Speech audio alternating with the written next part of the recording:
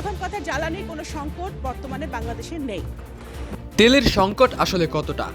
Iran যুদ্ধের প্রভাব বাংলাদেশে ঠিক কতটা সংকট বয়ে আনতে পারে? সরকার কি শেষ পর্যন্ত মুখ রক্ষা করতে পারবে? পাম্পে পর্যাপ্ত পরিমাণ আগে ছাড়া বেশি তেল দিচ্ছে এখন, কিন্তু তারপরেও সংকট দেখাচ্ছে, কিন্তু সংকট নেই। শেষ হয়েও যেন শেষ হচ্ছে না যুদ্ধ। যুদ্ধবিরতি কার্যকর হওয়ার চেয়ে না হওয়ার সম্ভাবনাই বেশি।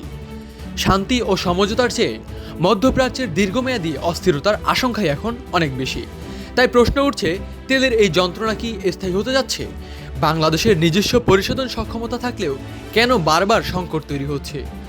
এর সবচেয়ে বড় কারণ শুধু বৈশ্বিক পরিস্থিতি নয়, আমাদের নিজেদের ভেতরের দুর্বলতা।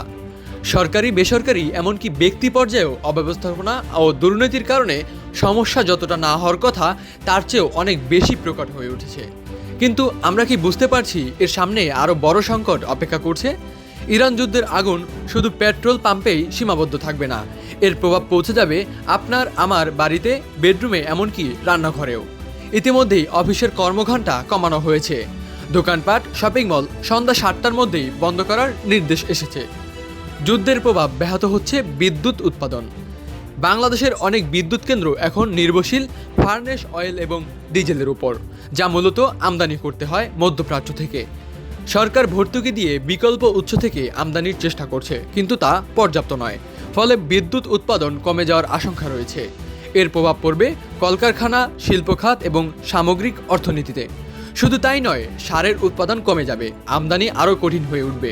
কারণ অন্যান্য দেশগুলোতেও একই সংকটের কারণে সার উৎপাদন কমে যাচ্ছে। সব মিলিয়ে এটি শুধু জ্বালানির সংকট নয়, এটি ধীরে ধীরে রূপ নিতে পারে একটি বহুমাত্রিক জাতীয় সংকটে।